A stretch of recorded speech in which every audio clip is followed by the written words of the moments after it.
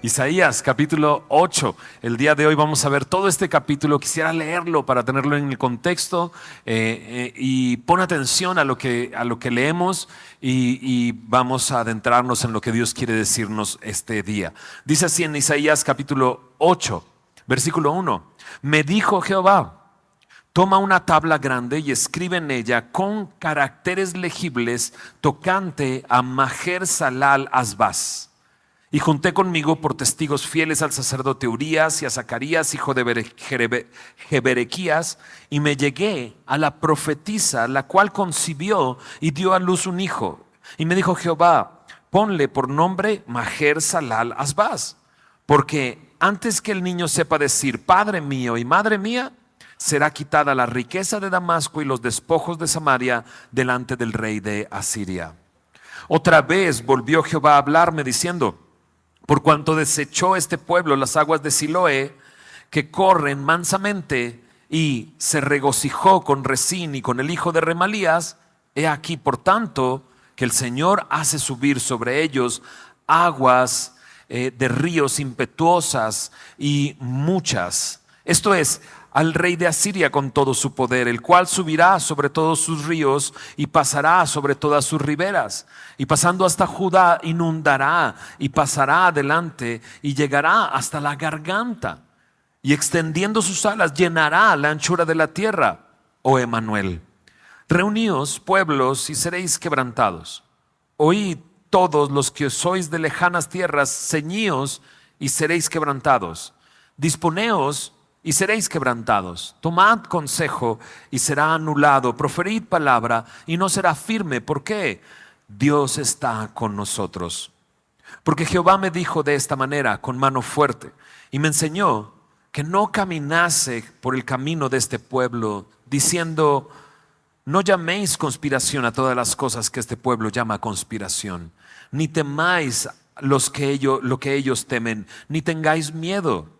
A Jehová de los ejércitos, a Él santificad. Sea Él vuestro temor y Él sea vuestro miedo. Entonces Él será por santuario. Pero a las dos casas de Israel, por piedra para tropezar y por tropezadero para caer, y por lazo y por red al morador de Jerusalén. Y muchos tropezarán entre ellos y caerán y serán quebrantados y se enredarán y serán apresados. Ata el testimonio, sella la ley entre mis discípulos. Esperaré pues a Jehová, el cual escondió su rostro de la casa de Jacob, y en él confiaré.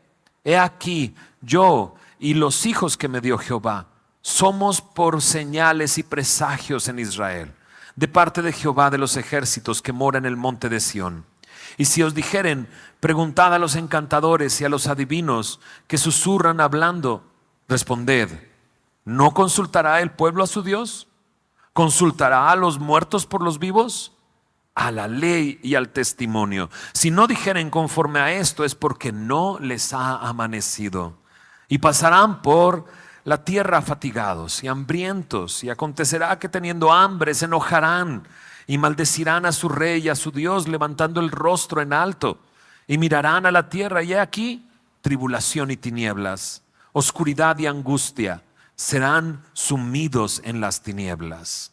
¿Oramos?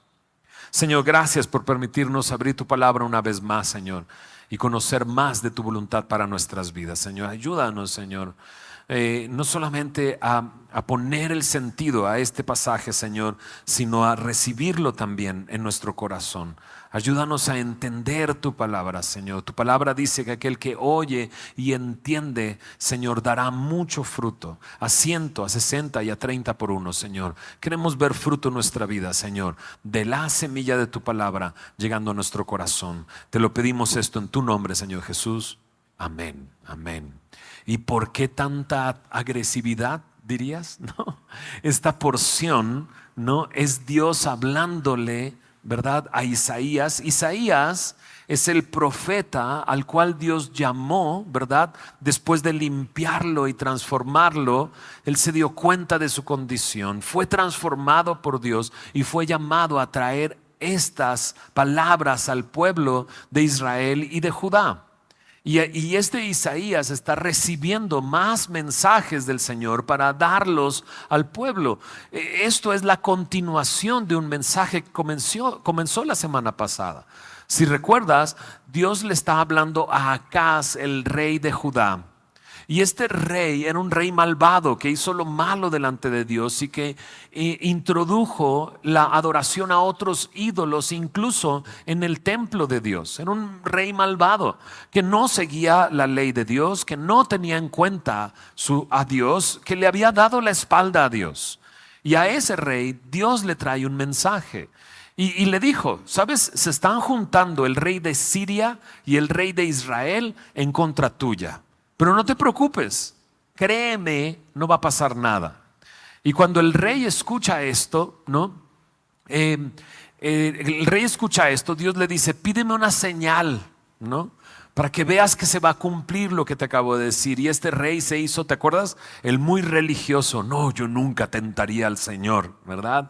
Entonces Dios le dijo, bueno, entonces vendrá sobre ti, ¿verdad? La disciplina de Dios. Y ahora estamos viendo esa continuación de ese mensaje. Si te das cuenta, en el versículo 18 leímos que Isaías dice, yo y los hijos que me dio Jehová somos mensaje, somos presagio, somos la profecía para ellos. Y lo vimos desde la semana pasada. ¿Recuerdas que a Isaías le dijo, llévate a tu hijo que se llama Saer Jasub, y encuéntrate con Acaz, ¿verdad? Y dile, se están confederando, pero no te preocupes, no va a suceder. El nombre de este hijo de Isaías es Sear Jasub, que significa un remanente volverá. Y dijimos que era un mensaje agridulce.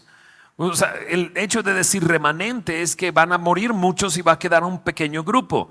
Pero es agridulce porque dice ese remanente va a regresar, ¿no? Entonces dices, ok, es un mensaje difícil de digerir, ¿no?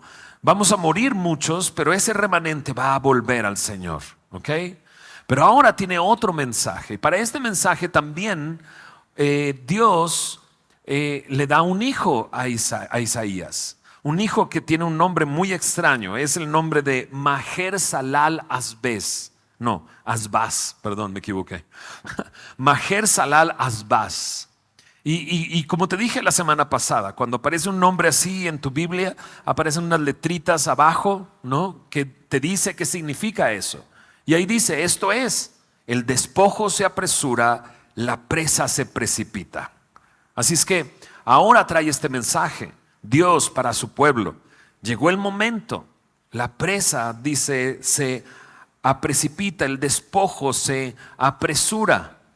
Recuerda que estos dos reyes se reunieron para atacar a Israel, pero Acaz, en vez de confiar en Dios que le estaba diciendo, no va a suceder, tranquilo, no van a llegar a Jerusalén, él decidió confiar en el rey de Asiria. ¿Recuerdas? Fue con el rey de Asiria y le dio todo el dinero, oro y plata que tenía y le dijo, soy tu siervo, soy tu hijo, confiando en el rey de Asiria, ¿no? Imagínate que Dios te está diciendo, confía en mí, cree en mí. Pero tú decides no confiar en Dios y confiar en tu propia sabiduría, en lo que crees que es mejor y que va a funcionar en vez de confiar en la promesa de Dios. Bueno, ahora Dios le vuelve a hablar a ese rey Acaz. Le da una palabra. En el versículo 1 dice, me dijo Jehová. En el versículo 5 dice, otra vez volvió Jehová a hablarme. Y luego en el versículo 11 dice, porque Jehová me dijo. ¿No le agradeces a Dios que a pesar de nuestra necedad, Él sigue hablándonos? ¿No le agradeces al Dios que a pesar de que le rechazamos su consejo, nos metemos en problemas por nuestra propia boca y por las decisiones que tomamos y Él sigue hablándonos? A veces el mensaje es algo así. Viene ya, viene un castigo. Ahora, entendamos una cosa. Dios al que ama, disciplina. Es parte de del proceso de su amor cuando Él viene a nosotros para llamar nuestra atención. ¿A poco no lo hemos visto? Cuando un papá le llama la atención a su hijo para que ponga atención y no corra más peligro. Y eso es lo que Dios está haciendo. Eso es lo que Dios está hablando. Le dice, pon un letrero enorme que todos puedan leer que ha llegado ese momento. Cuando nazca tu hijo, no va a pasar tiempo antes de que él diga, Padre mío y Madre mía, va a suceder esto. El rey de Asiria vendrá y quitará la riqueza de Damasco, la capital del reino de Siria, y los despojos de Samaria, la capital del reino de Israel. Entonces Dios le está mostrando, te estoy cuidando. Te estoy cuidando.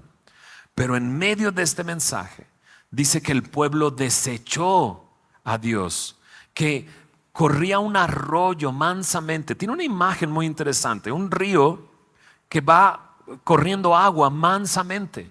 Es la manera en que Dios ha cuidado a este pueblo. Pero el pueblo de Judá ha desechado que Dios le cuida mansamente. Y no solamente eso, sino que se ríe de lo que le está sucediendo a sus vecinos, al rey de Siria y al rey de Israel. Y entonces Dios dice, por esto, entonces ese río que va mansamente se va a convertir en un río que se va a desbordar. Y ese río, como alas de una ave que cubren la tierra, así se cubrirá la inundación de las aguas impetuosas que voy a traer. Y no te quede duda, le dice Dios ahí en la porción del versículo 5 al 11. Le dice, esas aguas impetuosas son el rey de Asiria. Así es que por cuanto tú desechaste mi cuidado y por cuanto te burlaste de ellos, entonces vendrá a ti. ¿Hasta dónde van a llegar las aguas? Dios le dice, hasta la garganta. ¿No? ¿Has visto esas películas donde el barco se está hundiendo y la persona está buscando aire en la última parte y ahí lo salvan? ¿No? Bueno, Dios está llevando al pueblo a ese punto. Pareciera que Dios nos conoce, ¿verdad? Nos lleva hasta ese punto para entonces decirle, Señor, ayúdame. Ahora, lo curioso es que ahí en los últimos versículos de esta porción, en los versículos 8 y en el versículo 10, menciona este mismo nombre que mencionó en el capítulo anterior. Dará a luz un hijo y llamará su nombre Emmanuel. ¿Y recuerdas qué significa Emmanuel? Dios con nosotros.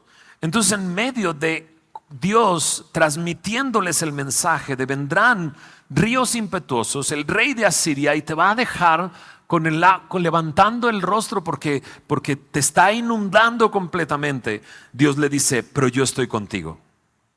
Entonces en ocasiones cuando llegan esos momentos, el agua hasta el cuello, dices, ¿por qué me abandonaste, Dios? Pero no, ahí está Dios. Dios con nosotros. Es precisamente Él el que está haciendo esto. Incluso les dice, bueno, reúnanse, cíñanse, ¿no? Propónganse, dispónganse, tomen consejo, profiran palabra, pero van a ser quebrantados. O sea, no va a haber una solución en que tú te reúnas, en que tú te ciñas, en que tú te dispongas. Entonces es el lugar donde ya el agua está llegando hasta el cuello y dices, ya, me voy a poner las pilas. Y dice Dios, aunque te pongas las pilas, ha llegado el momento en que yo estoy llamando tu atención. Ese es el momento en que tú tienes que poner atención, porque yo estoy ahí, yo estoy contigo. Ahora, este mensaje, una vez más, es una profecía, ¿verdad? Para este rey, el rey de Acaz, pero sin duda hay una aplicación para nosotros. En ocasiones nos sentimos así. Hemos tomado una mala decisión, hemos sido necios, Dios nos sigue hablando. Y aún en ese momento Dios tiene cuidado de nosotros. Y a veces cambia las circunstancias de nuestra vida para que entonces volteemos a verlo. Y en ocasiones te deja sin fuerzas. Y aun cuando tú lo intentes, no lo vas a lograr. Pero Dios está ahí contigo. Cuidado. Si confías en tus mentiras, cuidado. Porque tus mentiras van a tener que ser cubiertas con más mentiras. ¿O no? ¿Te ha pasado? Y más vale que tengas buena memoria porque luego ¿No me habías dicho esto? Bueno, sí, pero si confías en el hombre, cuidado, porque el hombre te queda mal, comenzando por nosotros. Si confías en tu corazón, cuidado. La palabra de Dios me dice que nuestro corazón es engañoso. Te tengo una pregunta. ¿Por qué no mejor confiar en el Señor? Confía en el Señor. ¿Cómo se ve esto de confiar en el Señor? En el verso 11 al 15 de esta misma porción, entonces dice que Dios le habló y le dijo: no sigas el camino de todo este pueblo. Entonces aquí le está hablando a Isaías: Isaías, no sigas el camino de todo este pueblo. Lo que debes de hacer es no llamar conspiración a lo que ellos llaman conspiración. No temas lo que ellos temen. No tengas miedo. Mejor haz esto: santifica a Jehová de los ejércitos, que sea Él vuestro temor, que sea Él vuestro miedo. ¿No? Entonces, ¿cómo puedo confiar en el Señor? Comienza aquí. Teme a Dios. No temas lo que estás escuchando allá afuera. No temas lo que todo mundo teme. No tengas miedo. Mejor teme al Señor. ¿Qué va a suceder si yo temo al Señor? La palabra de Dios me dice claramente qué va a suceder. El principio de la sabiduría es el temor del Señor. Él traerá sabiduría a tu vida cuando tú temes a Dios. Ahora, temer a Dios, me encanta como lo dice en el Salmo 19. El temor de Jehová es limpio, dice. No es un temor sucio. No es un temor que ve a aquel que está en autoridad con miedo de qué es lo que le va a hacer, sino es aquel temor reverencial que dice: tú estás aquí y sé que tú cuidas de mí. Tú estás aquí y sé que en medio de este proceso estás conmigo. Es este temor limpio de reconocer: tú estás en cada lugar al que voy y tú eres soberano en cada circunstancia de mi vida. El temor del Señor es el principio de la sabiduría. Pero también en Proverbios 16:6 me dice que el temor del Señor me aparta del mal. Y eso es bueno. Que seamos apartados del mal, que dejemos de tomar malas decisiones, porque si reconozco que Dios está aquí y en esta circunstancia y Él está conmigo, voy a esperar en Él y voy a confiar en su palabra. Ahorita lo vamos a ver. Es que lo primero que tengo que hacer frente a una situación así es poner mi temor en el lugar correcto. Temer al Señor va a hacer que el temor a otras cosas desaparezca. Teme al Señor. Ahora le dice a Isaías: santifícame. Y eso quiere decir vive para mí. Vive para mí. Santifícame. Vive para mí. Y eso es bueno. Cuando yo temo al Señor, entonces comienzo a vivir para Él. Cuando temo a las circunstancias, a las personas, a que si me quitan el trabajo, a que si se acaba esta relación, cuando temo a cualquier otra cosa, vivo para ellos. Y vivo en angustia. Y vivo en miedo. Y vivo en temor. Y vivo esclavo de lo que pueda pasar. Y a veces ni pasa. Pero cuando temo al Señor, voy a esperar en Él. Es más, Él se convierte, dice aquí, en mi santuario, en mi refugio. Cuando tengo el temor en el lugar correcto, esto es en Dios, Él se convierte en el refugio que yo necesito en medio de las circunstancias que estoy viviendo. Ahora ahí al final de esa porción le dice: bueno, yo me convertiré en tu refugio, entonces Él será por santuario, dice. Pero a las dos casas de Israel, Él es tropezadero. Aquel que decide seguir en rebeldía y seguir en la necedad, encontrará en Dios un tropiezo y se enredará y será apresado, quebrantado. Como lo dijimos hace unos momentos, inténtale, pero vas a ser quebrantado.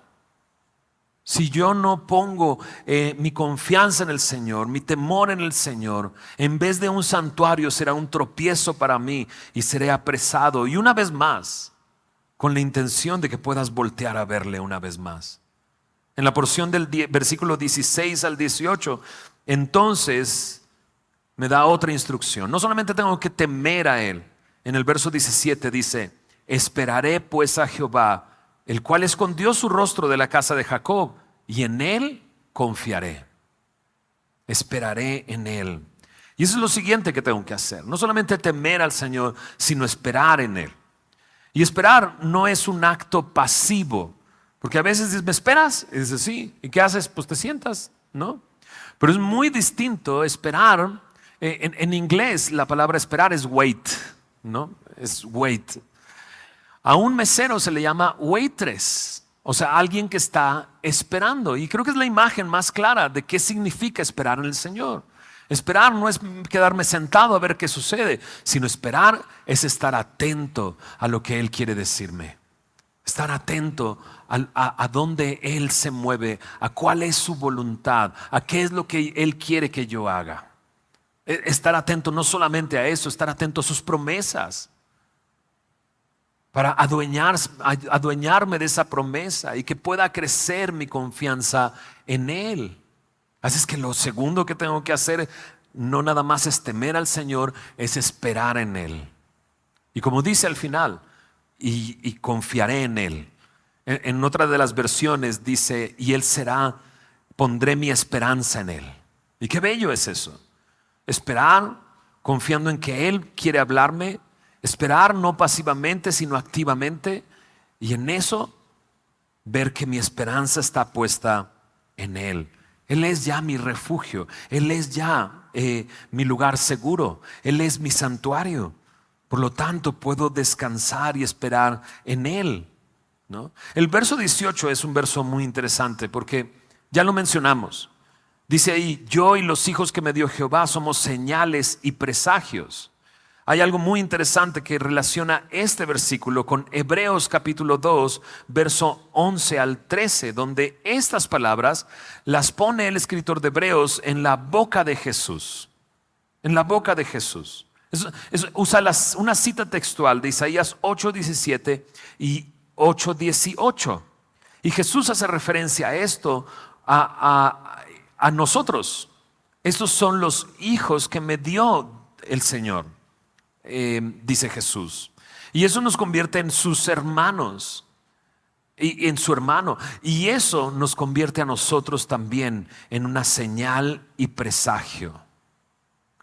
En 2 de Corintios 3, versículo 2 al 3, dice ahí que nosotros los creyentes somos una carta escrita, leída por todos los hombres, una carta de Cristo. Y así como Isaías era un mensaje para el pueblo, checa esto. Ya mencioné que hay dos de sus hijos que son un mensaje para ellos. Uno es, el remanente volverá. El otro es, el despojo se apresura, la presa se precipita. Pero el otro es Isaías. ¿Sabes lo que significa Isaías? Isaías significa Dios es salvación. Y qué hermoso es poder ser esa carta abierta, esa carta de Cristo leída por todos los hombres. Dios es salvación. Que con mi vida, con mi caminar, con mi temor al Señor y mi esperar en el Señor y mi confianza en Él, los demás puedan ver Dios es salvación. Por último, en los versículos 19 al 22, entonces dice Isaías, si alguien te dice, vayamos a preguntar, vayamos a consultar encantadores y adivinos, ¿no? Este lugar, Acaz, lo había llenado de otros ídolos y otras religiones.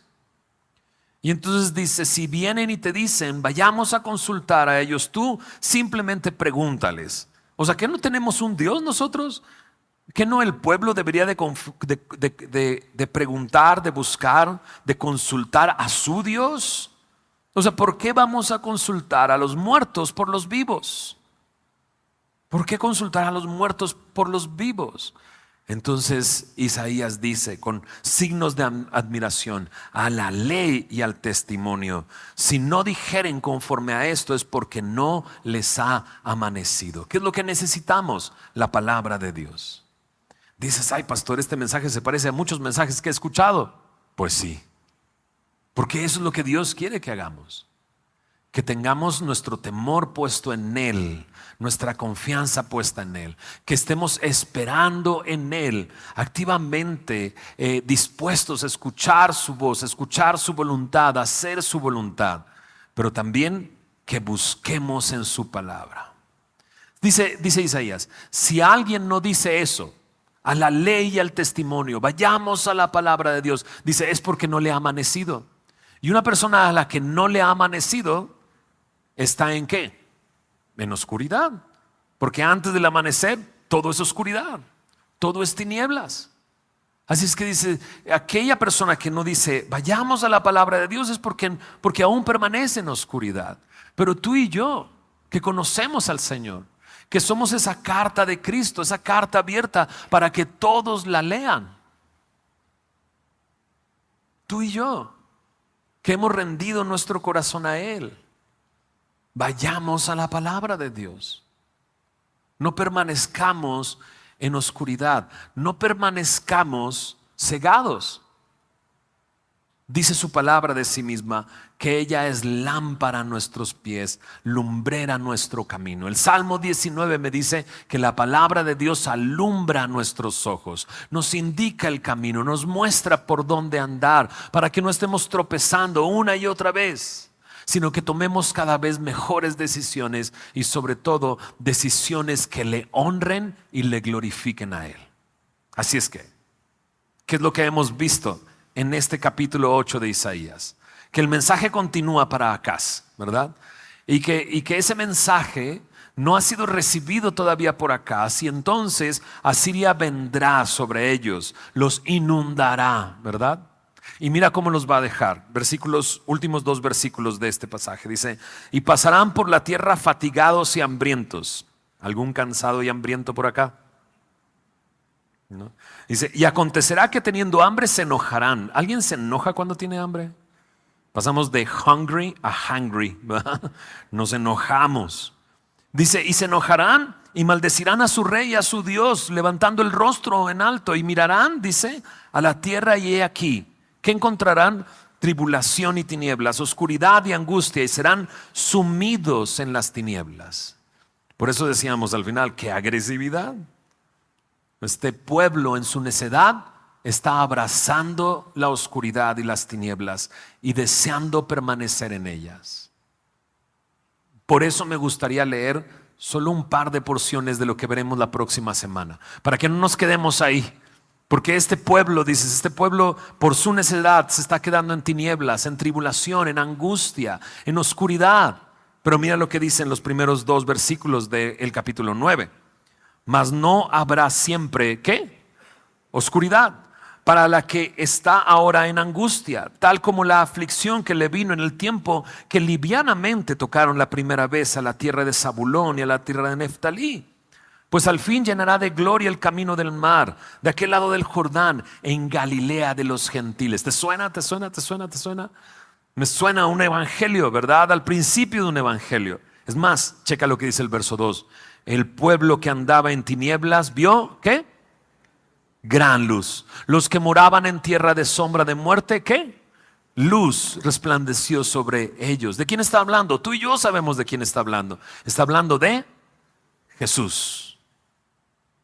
De Jesús. Ahora checa los versículos 6 y 7 de este capítulo 9. Porque un niño nos es nacido, un hijo nos es dado. Amén, ¿no? ¿Quién es este? Jesús, el principado sobre su hombro, y se llamará su nombre admirable, consejero, Dios fuerte, Padre eterno y príncipe de paz. Así que no es necesario permanecer en la oscuridad cuando la luz ha venido a este mundo. Jesús es esa luz que trae la vida. Jesús dijo: yo soy la luz del mundo, el que me sigue no andará en ¿qué? tinieblas, sino que tendrá la luz de la vida. Él es el admirable consejero, el Padre eterno, el Dios fuerte, el príncipe de paz. Y checa lo que dice: lo dilatado de su imperio y la paz no tendrán límite. Él viene a reinar en nuestro corazón. Es que algunos de nosotros ya hemos visto cómo en nuestra oscuridad llegó Jesús y lo transformó todo. Algunos de nosotros ya hemos cedido el trono de nuestro corazón, donde estábamos sentados, aferrados a ese trono, tomando malas decisiones, y lo cedimos a nuestro Señor para que Él gobierne sobre nuestras vidas. Ya lo hemos hecho, pero hay algunos que no lo han hecho aquí. Y yo te invito, confía en el Señor Jesús, cree en el Señor Jesús. Vienes cargado, fatigado, hambriento. ¿Has levantado el puño en contra de Dios? Tu pecado te está llenando de culpa, de vergüenza, de miedo. Jesús vino para pagar tus pecados y para darte vida, para en tu oscuridad venir y traer luz. El Hijo del Hombre, dice, no vino para condenar al mundo, sino para que el mundo sea salvo por medio de Él. Dice, pero esta es la condenación, que la luz vino al mundo y los hombres amaron más las tinieblas que la luz, porque sus obras eran malas. Y yo te invito, deja de amar las tinieblas y acude a aquel que es la luz, que promete que si le sigues ya no andarás en tinieblas, sino tendrás la luz de la vida. ¿Ok? Entonces, ¿qué aprendimos? 3 cosas, ¿verdad que sí? En medio de estos problemas y circunstancias en nuestra vida, número 1, necesitamos temer al Señor. ¿Me ayudas a decirlo? Temer al Señor. Número 2, no solamente temer al Señor, necesitamos esperar en Él. ¿Me ayudas a decirlo? Esperar en Él. Y número 3, necesitamos ir a la palabra de Dios, que es lámpara a nuestros pies. ¿A dónde tenemos que ir? A la palabra de Dios. Eso es lo que tenemos que hacer. De tal manera que podamos tener esa luz en nuestra vida para tomar mejores decisiones ya. ¿Oramos? Va. Señor Jesús, gracias por tu palabra. Nos encanta el poder encontrarte en este capítulo, en este mensaje antiguo de tu parte para el rey Acaz. Porque te encontramos ahí, porque toda la Escritura da testimonio de ti, Jesús. Y porque toda la Escritura es inspirada por ti para enseñarnos, redarguirnos, corregirnos e instruirnos. Y tú el día de hoy nos has enseñado que necesitamos temer a ti, esperar en ti e ir a tu palabra, Señor. Yo te ruego, Señor, que tú redargullas a aquel que necesita ser redarguido, que corrijas a aquel que tiene que ser corregido, que nos instruyas de tal manera, Señor, que estemos completos, Señor, para toda buena obra, Señor, que tú tienes en esta semana para nosotros, Señor. Haz tú la obra en cada uno de nosotros, te lo pedimos en el nombre de Jesús. Amén.